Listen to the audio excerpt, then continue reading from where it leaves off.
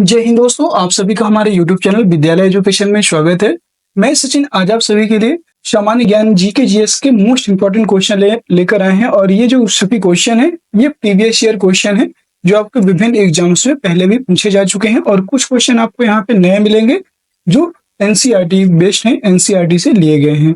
चलिए क्लास को अंत तक जरूर देखिएगा।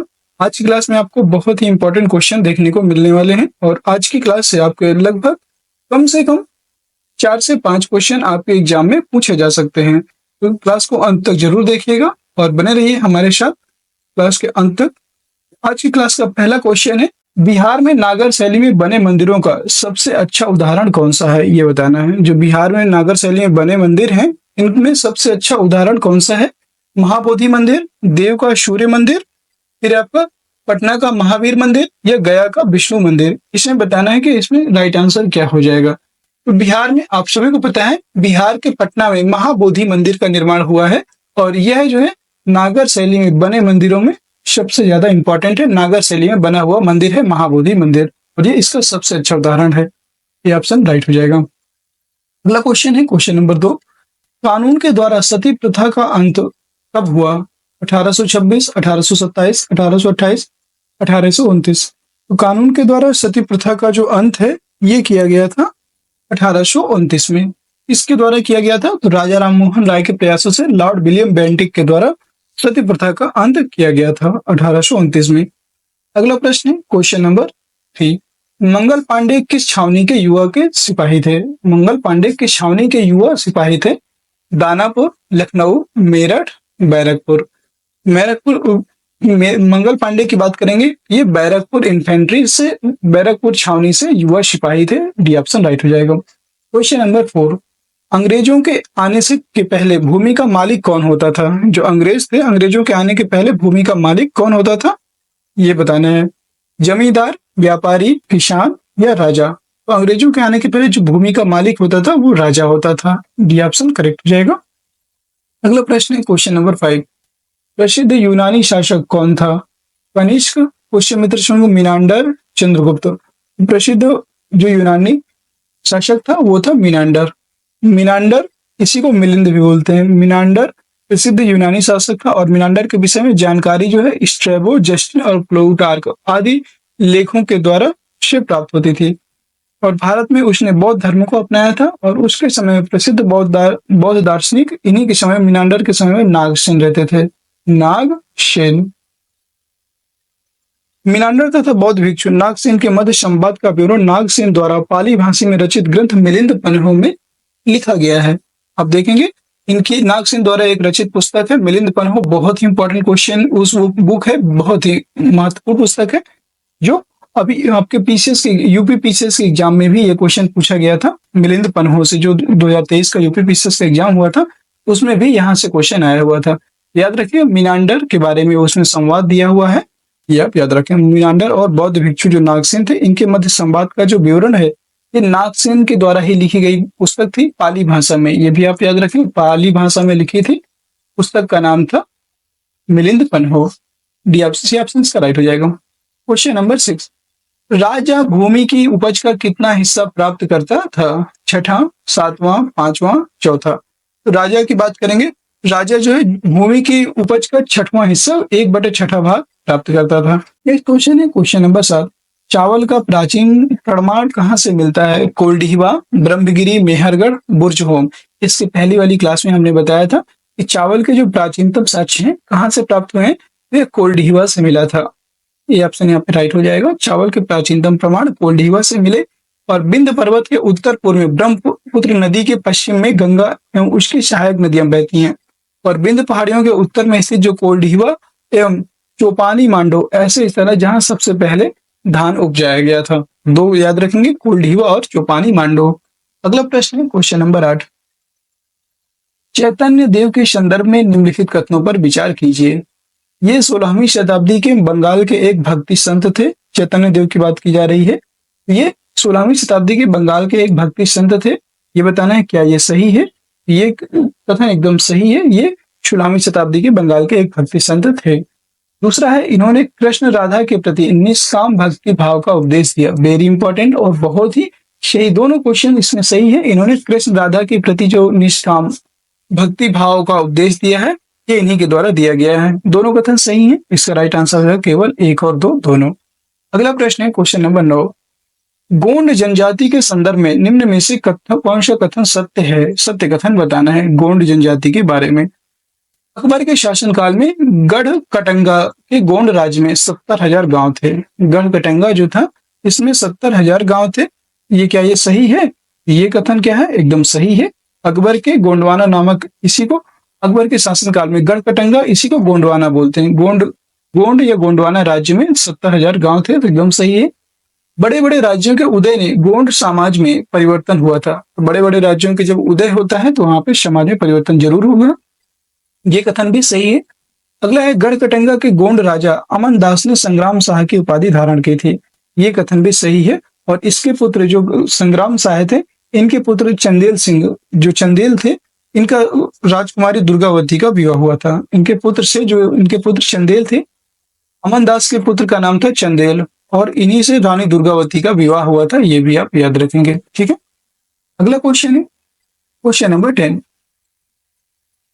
चोल काल में उरैयूर प्रसिद्ध था। जो उरैयूर है ये चोल काल में प्रसिद्ध था। मंदिर निर्माण के लिए, सूती वस्त्र उत्पादन के लिए, मूर्ति निर्माण, उपरोक्त में से कोई नहीं। तो याद रखेंगे चोल काल में उरैयूर वस्त्र उत्पादन के लिए प्रसिद्ध था। बी ऑप्शन करेक्ट हो जाएगा। और उरैयूर के जो सालाए बुनकर मंदिर के उत्सव के लिए झंडे झड़ियां बनाने का कपड़ा, राजा और अभिजात वर्ग के लिए बढ़िया सूती वस्त्र और जनसाधारण के लिए एक मोटा सूती वस्त्र तैयार करते थे। अगला प्रश्न है क्वेश्चन नंबर 11।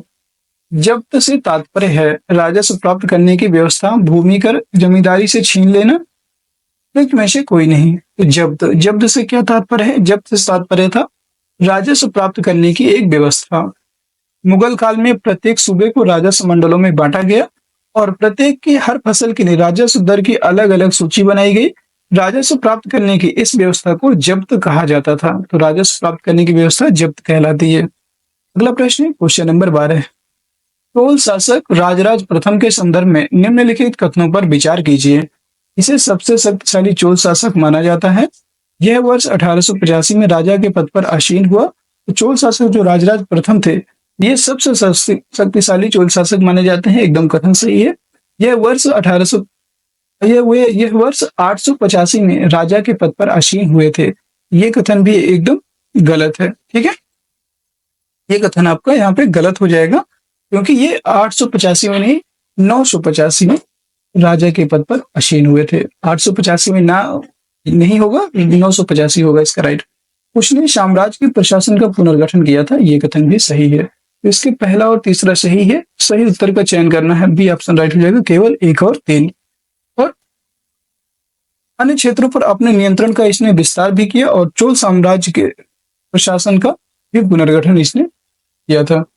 अगला प्रश्न है क्वेश्चन नंबर 13। सूची 1 को सूची 2 से सुमेलित कीजिए तथा सूचियों के नीचे दिए गए कूट में से सही उत्तर का चयन कीजिए। एक तरफ सूची 1 है, एक तरफ सूची 2। गिवलाम द लीसले का मानचित्र, गिवलाम द लीसले जो थे, इनका मानचित्र कब आया था? ये 1720 में आया था। गिवलाम द लीसले का मानचित्र 1720 में आया। जियाउद्दीन बर्नी का पहला वृत्तांत, जियाउद्दीन बर्नी जो थे, इनका पहला वृत्तांत था 1356 में आया था। फिर अल इदरीसी का मानचित्र, अल इदरीसी का मानचित्र ये आपका 1154 में आता है। 1154 में अल इदरीसी का मानचित्र। अमीर खुसरो का भाषा तथा क्षेत्र, अमीर खुसरो का भाषा तथा क्षेत्र आपका 1318। अगर इनके मतलब काल के बारे में आपको पता है तो आप लगा ले जाएंगे, यहाँ पे सही क्वेश्चन कर ले जाएंगे, ठीक है। और इसका राइट आंसर क्या हो जाएगा? A4B3, A4B3। इसका डी ऑप्शन राइट हो जाएगा, A4B3। अगला प्रश्न है क्वेश्चन नंबर 14। क्वेश्चन नंबर 14 हम देखेंगे यहाँ पे, रेशम मार्ग के संदर्भ में निम्नलिखित कथनों पर विचार कीजिए। चीन से लोग रेशमी कपड़े अपने साथ लेकर दूर दूर के स्थानों की यात्रा करते थे। क्या ये कथन सही है? ये कथन एकदम सही है। फिर जिन मार्गों से ये लोग यात्रा करते थे, वह मार्ग रेशम मार्ग के नाम से प्रसिद्ध हो गया। ये कथन भी सही है। फिर दोनों कथन सही है। चीनी लोग रेशमी कपड़े अपने साथ लेकर दूर दूर तक स्थानों की यात्रा करते थे, और जिस स्थानों से यात्रा करते थे, जिस मार्ग से यात्रा करते थे उन मार्गों को रेशम मार्ग के नाम से जाना जाने लगा। दोनों कथन सही है, 1 और 2, इसका राइट हो जाएगा सी ऑप्शन। अगला प्रश्न है क्वेश्चन नंबर 15। संघ में प्रवेश लेने वालों में निम्नलिखित में से कौन कौन शामिल थे? व्यापारी, क्षत्रिय, ब्राह्मण, दास, गणिकाएं। संघ में जो प्रवेश लेने वाले में कौन कौन शामिल थे? इसमें जो है सभी शामिल थे, व्यापारी भी शामिल थे, क्षत्रिय भी शामिल थे, ब्राह्मण, दास, गणिकाएं सभी शामिल थे संघ में प्रवेश लेने के लिए। इसके उपयुक्त सभी हो जाएगा डी ऑप्शन। अगला क्वेश्चन है क्वेश्चन नंबर 16। वैदिक कालीन लोगों का वर्गीकरण निम्नलिखित में से किस आधार पर किया जाता था? जो वैदिक कालीन लोग थे उनका वर्गीकरण निम्नलिखित में से किस आधार पर किया जाता था? कार्य के आधार पर, भाषा के आधार पर, निवास स्थान के आधार पर, परिवार या समुदाय के आधार पर, सांस्कृतिक परंपरा के आधार पर। याद रखेंगे ये जो है वैदिक कालीन लोगों का वर्गीकरण निम्नलिखित में से कार्य, भाषा, निवास स्थान, परिवार या समुदाय और सांस्कृतिक परंपरा, इन सभी के आधार पर किया जाता था। इसका राइट आंसर हो जाएगा उपयुक्त सभी। अगला क्वेश्चन है क्वेश्चन नंबर 17। मोहनजोदड़ो के विशाल स्नानागार के संदर्भ में निम्न कथनों पर विचार कीजिए। स्नानागार में चारों तरफ से उतरने के लिए सीढ़ियां बनाई गई थी। जो स्नानागार था इसमें चारों तरफ से उतरने के लिए सीढ़ियां बनाई गई थी। ये एकदम सही है। सॉरी, चारों तरफ से नहीं, दोनों तरफ से, दो तरफ से इसमें सीढ़ियां बनाई गई थी। चारों तरफ से नहीं थे, दो तरफ से थे, इसलिए ये गलत हो जाएगा। स्नानागार में दो तरफ से उतरने के लिए सीढ़ियां बनाई गई थी और चारों तरफ कमरे बनाए गए थे। याद रखेंगे चारों तरफ कमरे बनाए गए थे। तो स्नानागार के तीनों ओर कमरे बनाए गए थे? नहीं, स्नानागार के चारों ओर कमरे बनाए गए थे। तो ये भी कथन गलत है। सही उत्तर का चयन कीजिए तो इसका राइट आंसर हो जाएगा ना तो एक ना ही दो, दोनों गलत है। डी ऑप्शन करेक्ट हो जाएगा। अगला प्रश्न है क्वेश्चन नंबर 18। निम्नलिखित कथनों पर विचार कीजिए। देखिए आपको याद हो गया होगा स्नानागार के दोनों तरफ उतरने के लिए सीढ़ियां थी और चारों तरफ कमरे थे। 18 नंबर क्वेश्चन है, एक बार देख लीजिए। मेहरगढ़ आधुनिक पाकिस्तान में स्थित है और यह संभवतः वह स्थान है जहां के स्त्री पुरुषों ने इस इलाके में सबसे पहले जौ और गेहूं उगाया था। क्या यह कथन सही है? याद रखेंगे यह कथन आपका जो है सही है। मेहरगढ़ आधुनिक पाकिस्तान में स्थित है और सबसे पहले यहाँ पर जौ और गेहूं उगाया गया। अगला प्रश्न है, गर्तावास का मुख्य उपयोग ठंड के मौसम में सुरक्षित आवास के लिए होता था। ये कथन भी सही है, इसलिए इसका राइट आंसर हो जाएगा आपका 1 और 2 दोनों सही हैं। तो सी ऑप्शन हो जाएगा 1 और 2 दोनों। अगला क्वेश्चन है क्वेश्चन नंबर 19। निम्नलिखित में से कौन सा या कौन से पुरा स्थल जो पुरा पाषाणिक स्थल का प्रतिनिधित्व करता है या करते हैं? भीमपेटका, इनाम गांव, कुरनूल गुफाएं, होशंगी। याद रखिए इनमें कौन कौन से पुरा स्थल है जो पुरा पाषाणिक स्थल का प्रतिनिधित्व करते हैं? तो भीमबेटका, कुरनूल गुफाएं और हुंसगी पुरा स्थल, ये जो है पूरा पाषाणिक पुरा स्थल के साक्ष्य यहाँ से प्राप्त हुए हैं। वहीं इनाम गांव की बात करेंगे तो इनाम गांव आरंभिक गांव का प्रतिनिधित्व करता है। इनाम गांव आपका आरंभिक गांव का प्रतिनिधित्व करता है। आपसे पूछा जा सकता है कि इनमें से कौन सा आरंभिक गांव का प्रतिनिधित्व करता है? वो है इनाम गांव। और भीमबेटका, कुरनूल गुफाएं, हुंसगी, ये तीनों पूरा पाषाणिक स्थल के साथ ये जो है प्राचीन स्थल के रूप में जाने जाते हैं। इसका राइट आंसर हो जाएगा 1, 3, 4। 1, 3, 4 सी ऑप्शन करेक्ट हो जाएगा। अगला प्रश्न है क्वेश्चन नंबर 20। नीचे 2 कथन दिए गए हैं जिनमें एक को कथन ए तथा दूसरे को कारण आर कहा गया है। कथन ए है, दक्षिण एशिया को प्रायः उपमहाद्वीप कहा जाता है। दक्षिण एशिया को प्रायः उपमहाद्वीप कहा जाता है, एकदम सही है। फिर दक्षिण एशिया एक महाद्वीप से छोटा लेकिन सापेक्षिक रूप से विशाल है तथा बाकी एशिया से समुद्रों, पहाड़ियों तथा पर्वतों में बटा है। यह भी कथन सही है। ए और आर दोनों सही है और इसको सही व्याख्या भी कर रहा है, इसलिए इसका राइट आंसर है ए आर दोनों सही है और आर एक ही सही व्याख्या है। ए ऑप्शन करेक्ट हो जाएगा। और दोस्तों अगर आप सभी को क्लास पसंद आ रही हो, एक बार सभी लोग क्लास को लाइक कर दीजिए। सभी लोग एक बार क्लास को लाइक कर दीजिए, शेयर कर दीजिए और चैनल में नए हैं तो चैनल को सब्सक्राइब भी जरूर कर लीजिए। और टेलीग्राम में इस क्लास की पीडीएफ मिल जाएगी आपको, वहां से आप इस क्लास की पीडीएफ भी प्राप्त कर सकते हैं। और ये सभी क्वेश्चन आपके एग्जाम में बहुत ही महत्वपूर्ण होने वाले हैं और मैं कोशिश करूंगा आपके एग्जाम के पहले जो लोग भी बीपीएससी टीआरई का एग्जाम देने वाले हैं या बीपीएससी का एग्जाम देने वाले हैं, या बिहार एसएससी इंटर लेवल जो एग्जाम होने वाला है उसके लिए, मतलब कोई सा भी आप एग्जाम दे रहे हैं, एसएससी के लिए भी इंपॉर्टेंट क्वेश्चन है, सारे के सारे जीएस के क्वेश्चन है। और जो भी पुलिस कांस्टेबल इन सभी की तैयारी कर रहे हैं उनके लिए भी ये बहुत ही इंपॉर्टेंट क्वेश्चन होने वाले हैं। तो सभी लोग क्लास को ध्यान से देखिएगा। और ये जीके जीएस आपके सभी एग्जाम में पूछी जाती है। तो जीके जीएस के क्वेश्चन आप कहीं भी पढ़ें, सब सेम होते हैं। और देखेंगे कि एग्जाम के पहले मैं आपको इस कुछ टाइम बाद इसके सारे क्वेश्चन जितने भी हम लोग क्लास करेंगे सभी को पीडीएफ करके आपके चैनल में डाल देंगे, जिससे कि आपको इसके आंसर सहित सारे क्वेश्चन मिल जाएंगे रिवीजन के लिए। नेक्स्ट क्वेश्चन है क्वेश्चन नंबर 21। 1927 ईस्वी में मंदिर प्रवेश आंदोलन के अग्रणी नेता कौन थे? मंदिर प्रवेश आंदोलन के अग्रणी नेता थे ज्योतिराव फुले, पेरियार, नारायण गुरु, भीमराव अंबेडकर। याद रखेंगे, इसका राइट आंसर हो जाएगा Bhimrao Ambedkar. D option correct हो जाएगा। अगला प्रश्न है क्वेश्चन नंबर 22। यूरोपीय कंपनियां भारत आकर किसके बदले सूती और रेशमी कपड़े खरीदती थी? सोना, चांदी, तांबा, जस्ता। यूरोपीय जो कंपनियां होती थी ये किसके बदले में खरीदती थी? ये चांदी के बदले में सूती और रेशमी कपड़े खरीदती थी। ये आप याद रखेंगे। इसका राइट आंसर बी हो जाएगा। अगला प्रश्न है क्वेश्चन नंबर 23। 1856 में किस गवर्नर जनरल ने यह फैसला किया कि बहादुर शाह जफर आखिरी मुगल बादशाह होंगे? 1856 में वो कौन से गवर्नर जनरल थे?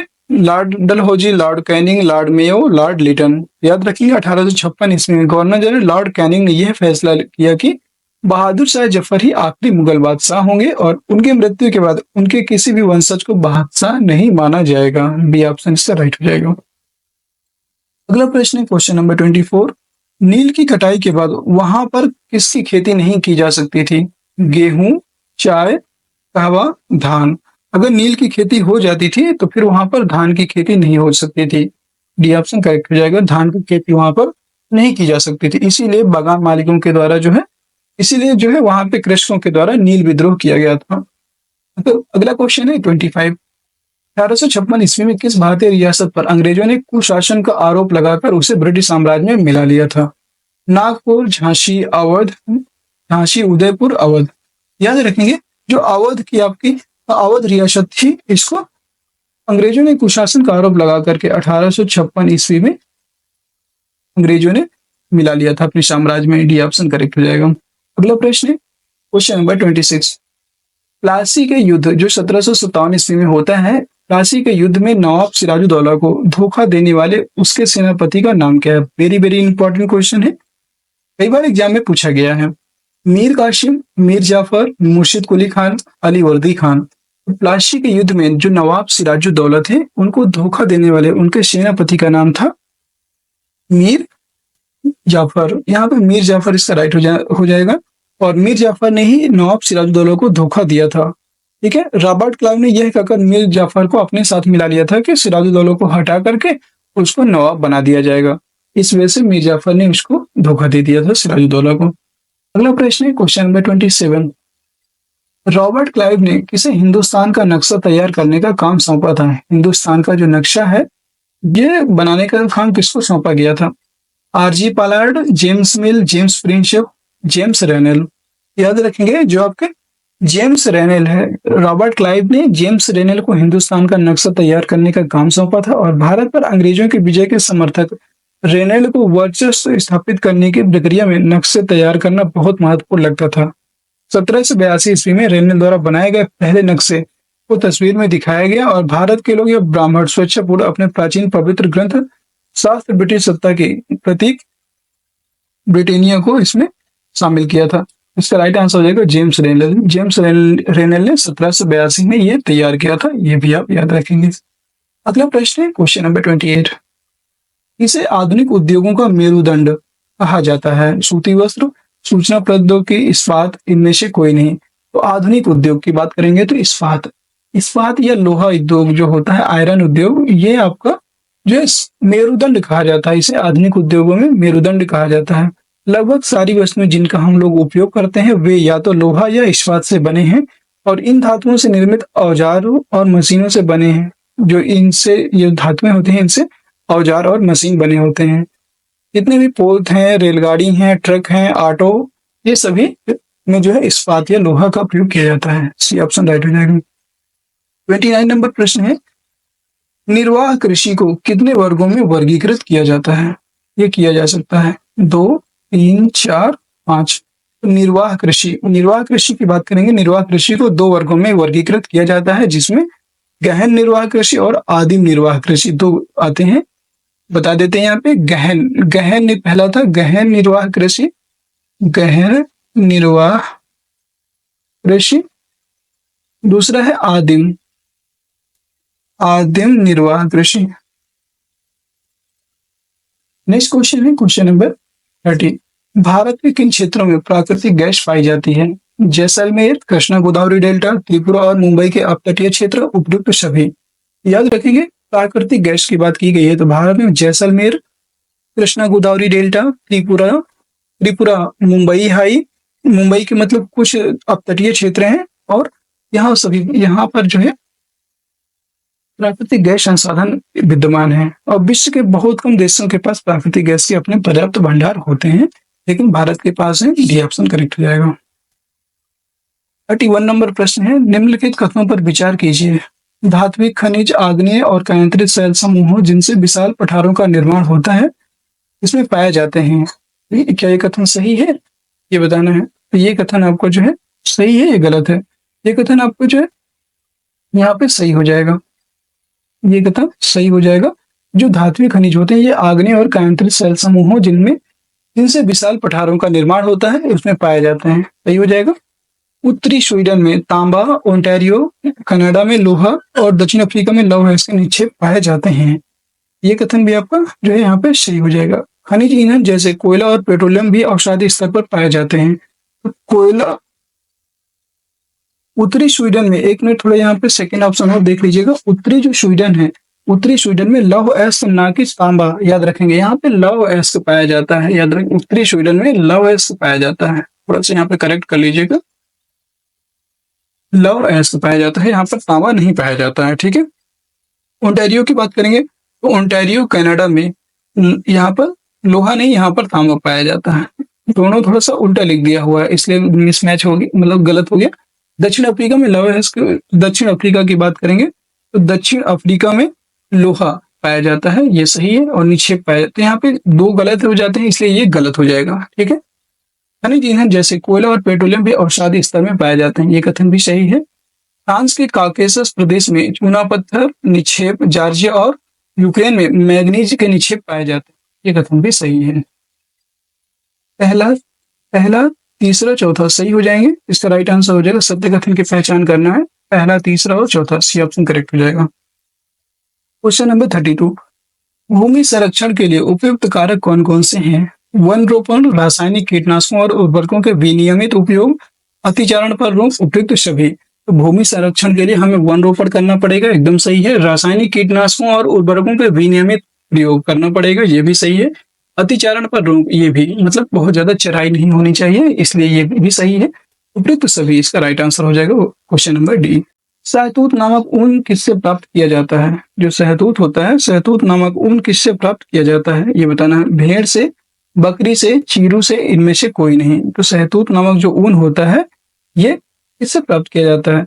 ये आपका प्राप्त होता है, शहतूत जो होता है ये एक वृक्ष होता है, ये चीरू का वृक्ष होता है, चीरू से प्राप्त किया जाता है, सी ऑप्शन करेक्ट हो जाएगा। चीरू या इसी को बोलते हैं तिब्बती एंटीलोप, एक विलुप्त प्राय जीव भी है, और कहीं कहीं पर आपको शहतूत का वृक्ष भी मिलेगा, वहां से भी वहीं से जो शहतूत का वृक्ष होता है वहां से शहतूत नामक कीड़े निकलते हैं। ठीक है। यहाँ से इन कीड़ों का शिकार करके शहतूत नामक इसके ऊन निकाला जाता है, और यह वजन में हल्का और अत्यधिक गर्म होता है। सी ऑप्शन यहाँ पे राइट हो जाएगा।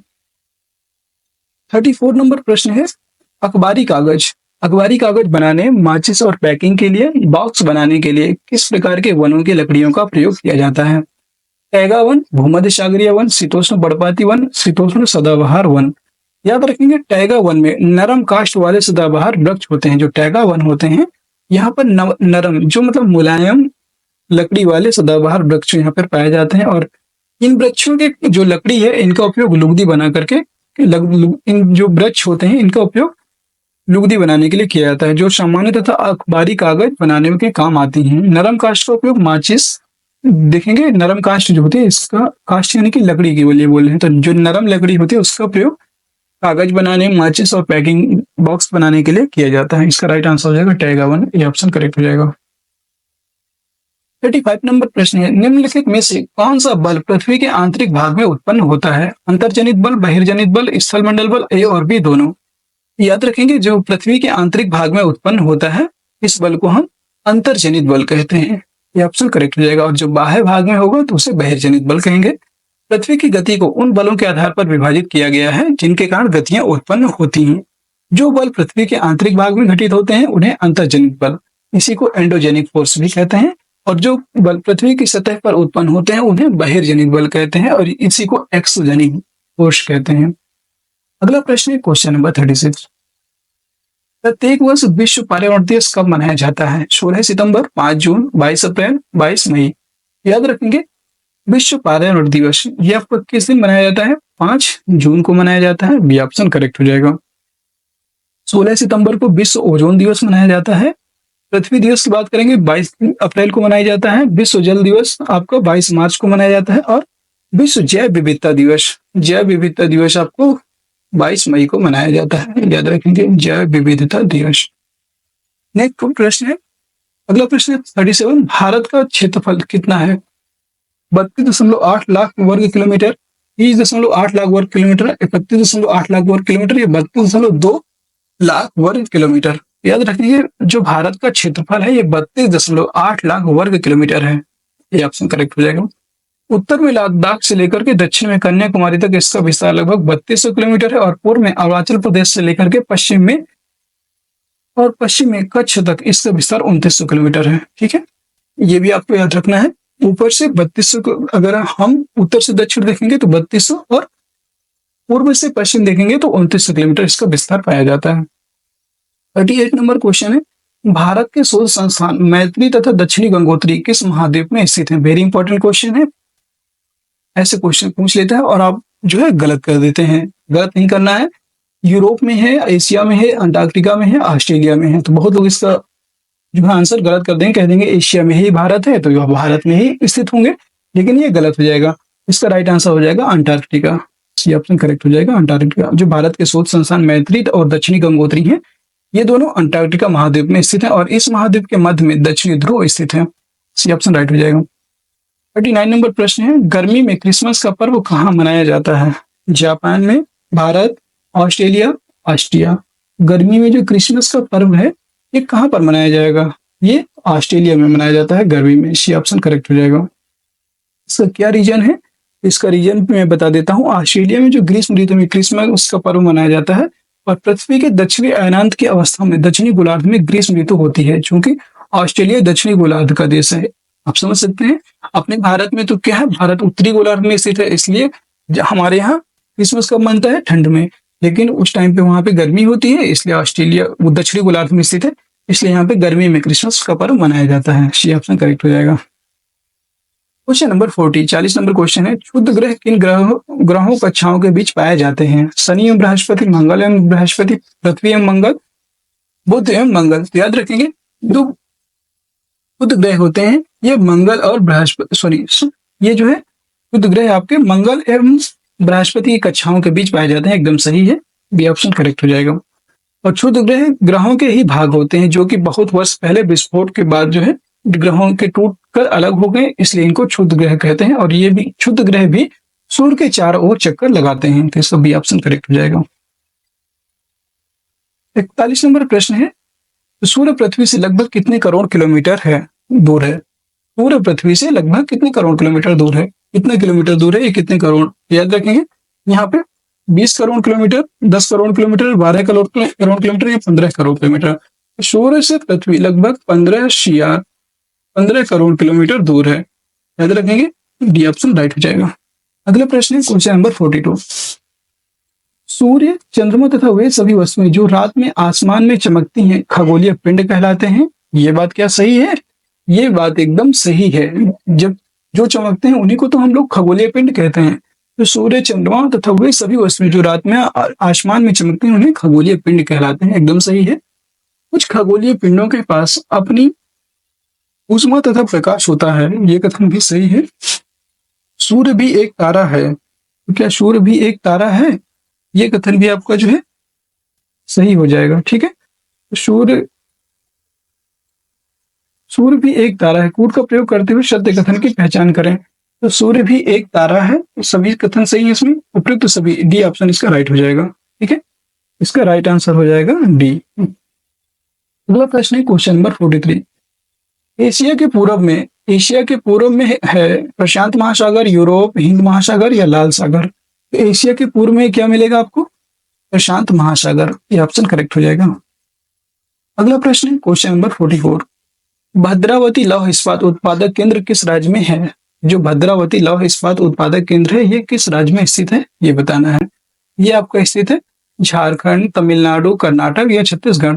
भद्रावती लौह इस्पात उत्पादक केंद्र ये स्थित है कर्नाटक में, सी ऑप्शन राइट हो जाएगा। भद्रावती लौह इस्पात जो है ये कर्नाटक में स्थित है, ये भी आपको याद रखना है। ठीक है, नेक्स्ट प्रश्न है क्वेश्चन नंबर 45।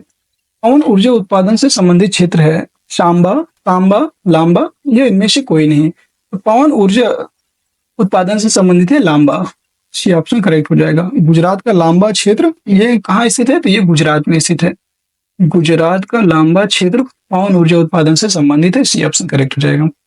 अगला क्वेश्चन है 46। रेड डाटा बुक क्या है? विलुप्त हो रही प्रजातियों की सूची, भारत के वनों की सूची, भारत के सभी पशुओं की सूची, भारत में सभी पक्षियों की सूची।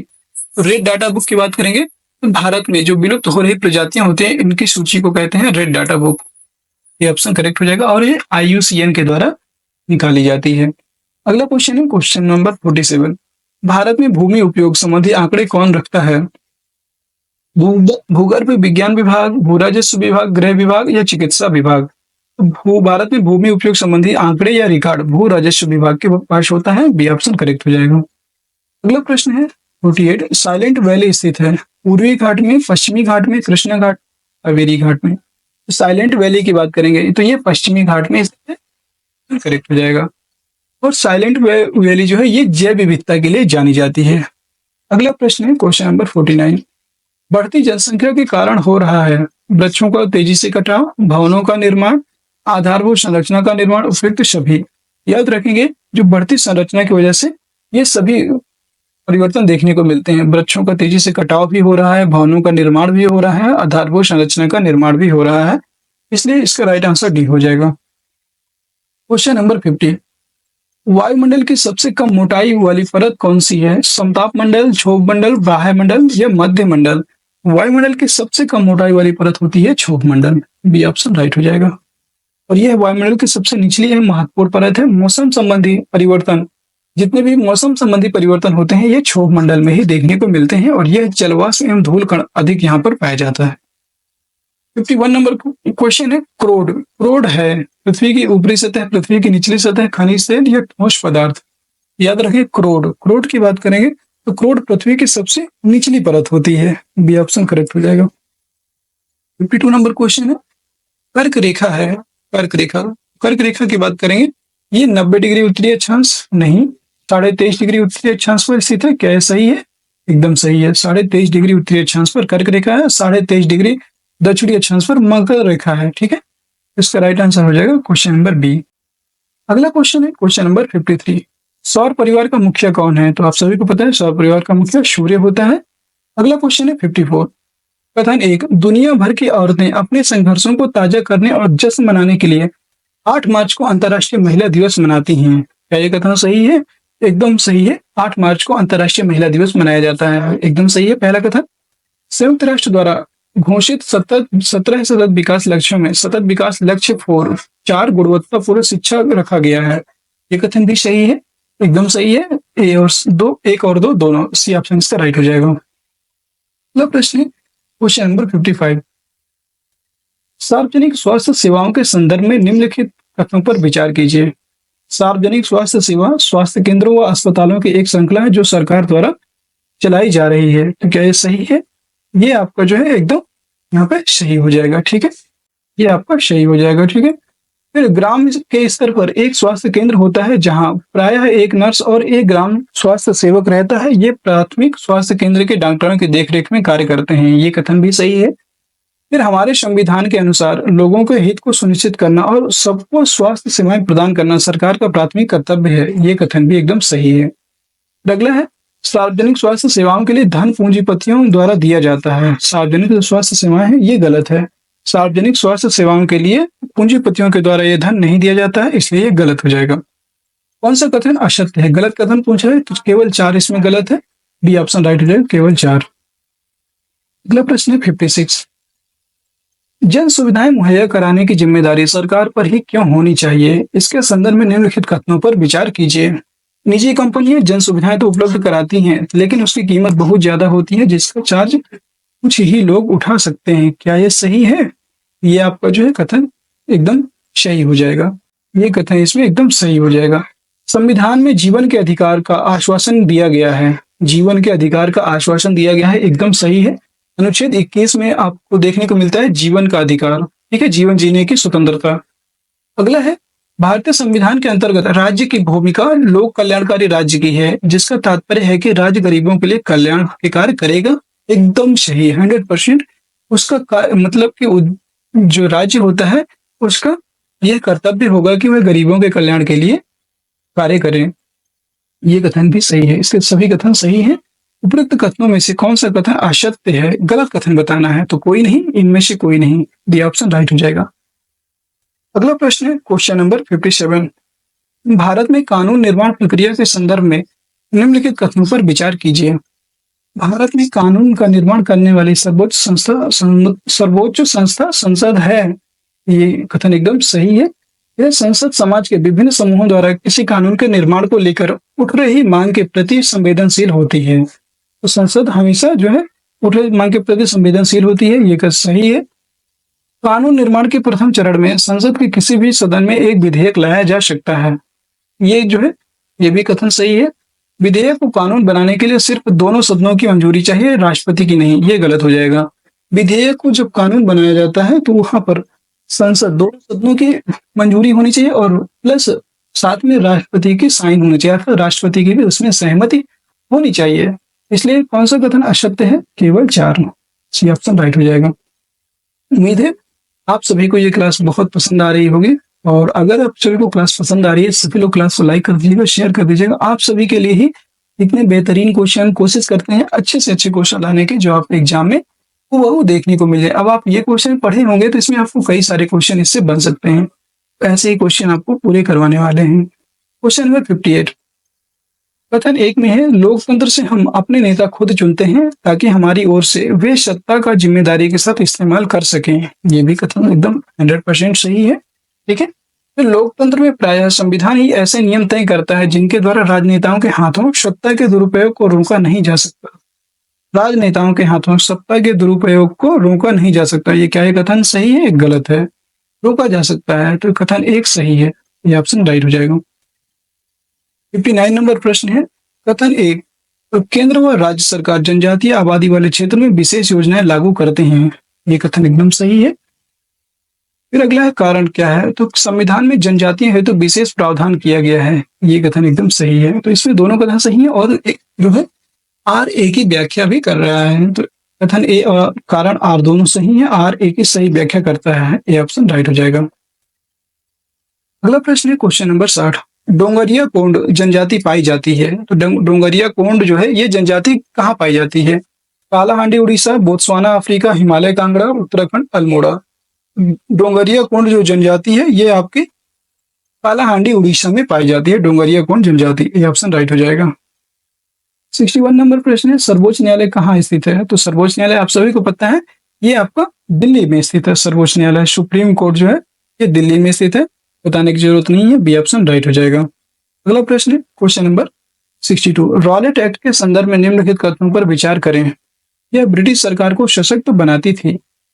या ब्रिटिश सरकार जो थी इसको रॉलेट एक्ट सरकार को सशक्त बनाता था। ये कथन आपको एकदम जो है सही है। फिर इसका भारतीयों ने समर्थन किया। गलत। रॉलेट एक्ट को भारत के लोगों ने इसका जो है विरोध किया था।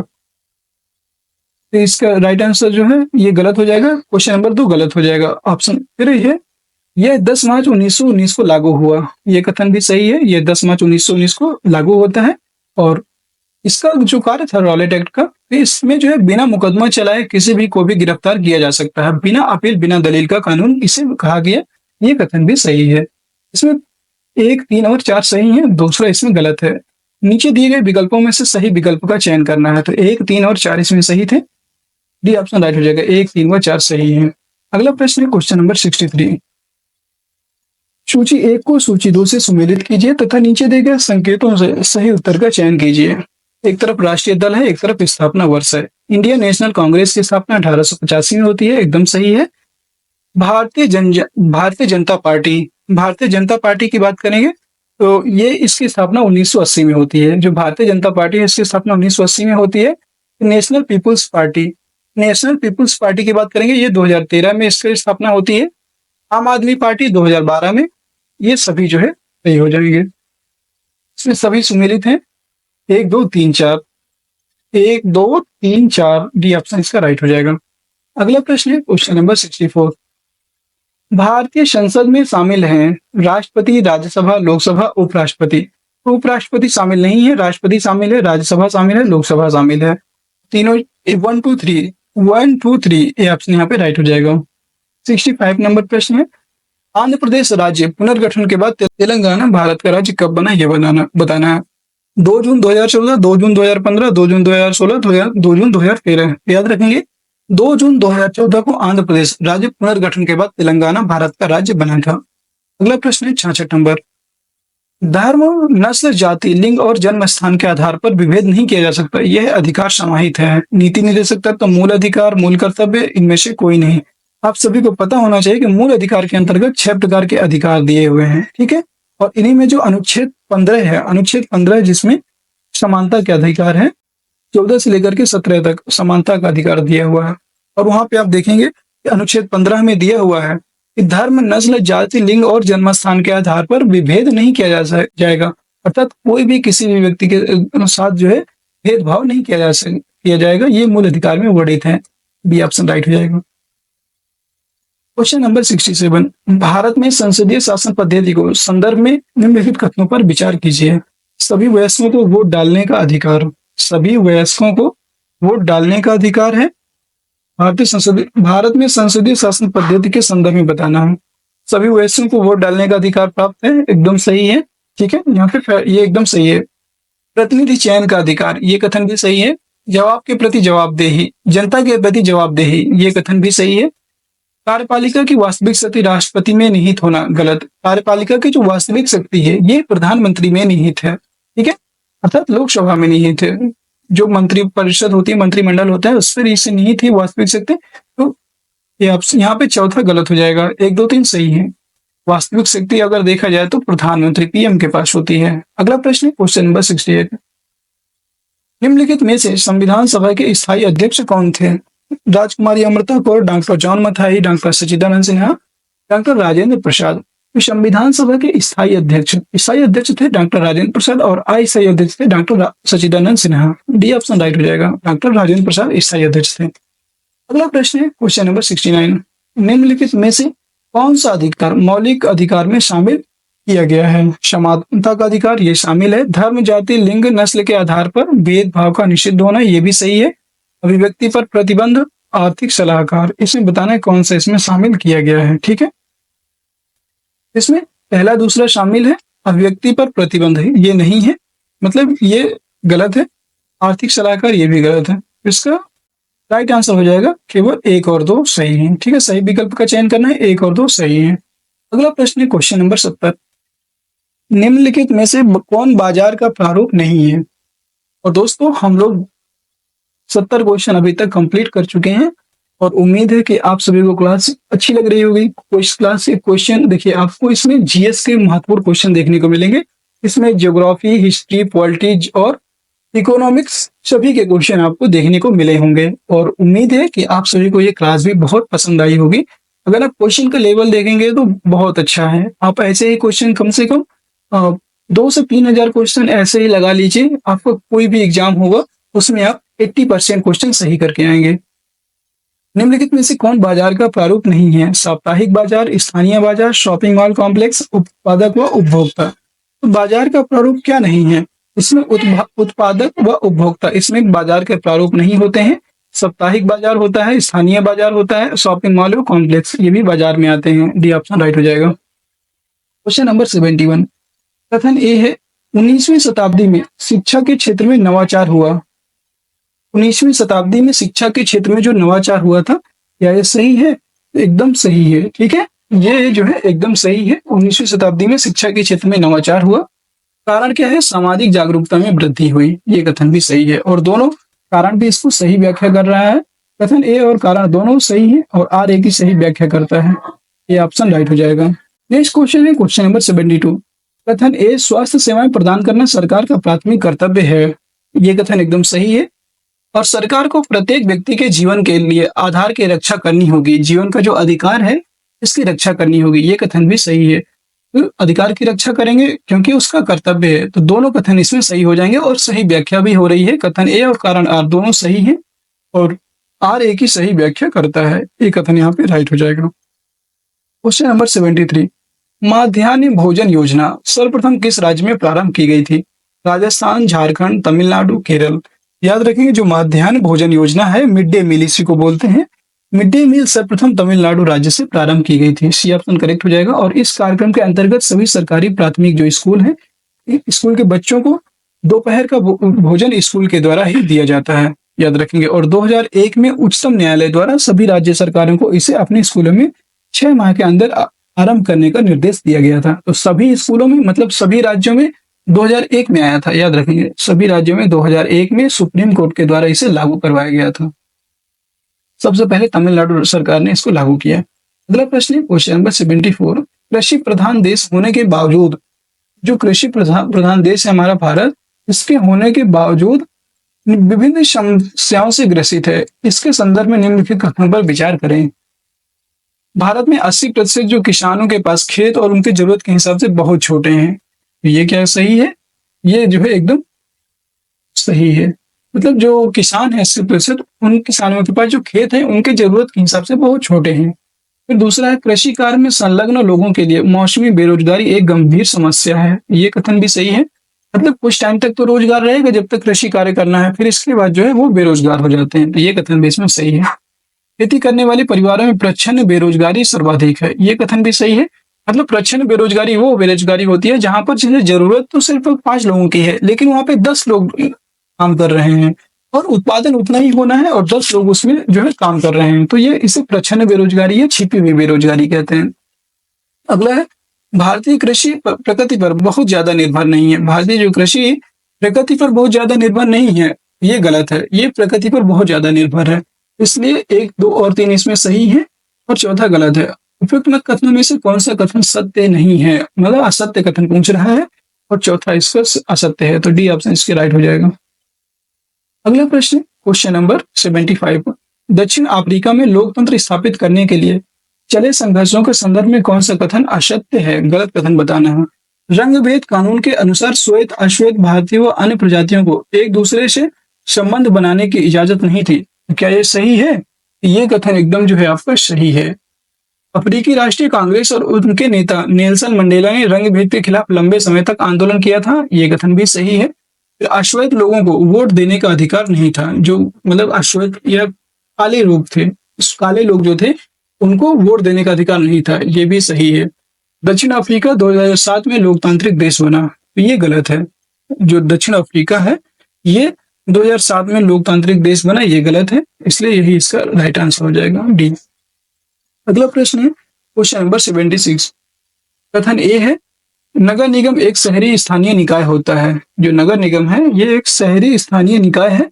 ये कथन एकदम सही है। और 74वां संवैधानिक संशोधन के द्वारा 12वीं अनुसूची जोड़ी गई थी। जो 74वां संशोधन अधिनियम है 1992 में ये जोड़ी गई थी।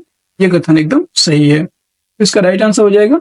ए और आर दोनों सही है और लेकिन व्याख्या सही नहीं कर रहा है, इसलिए बी ऑप्शन सही हो जाएगा। मतलब सही है लेकिन व्याख्या नहीं करता है, बी कथन इसमें राइट हो जाएगा।